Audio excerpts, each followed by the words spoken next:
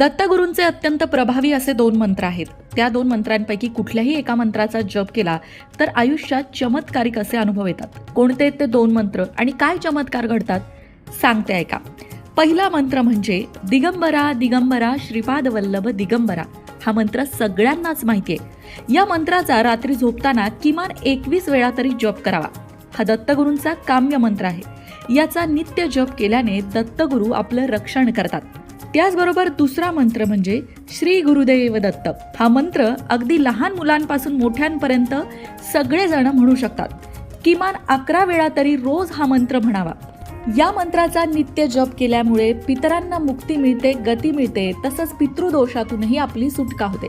दत्तगुरूंच्या साधनेतला हा उत्तम मंत्र आहे. यामुळे दत्त साधनेत प्रचंड वाढ होते आणि आयुष्याचं कल्याण होतं.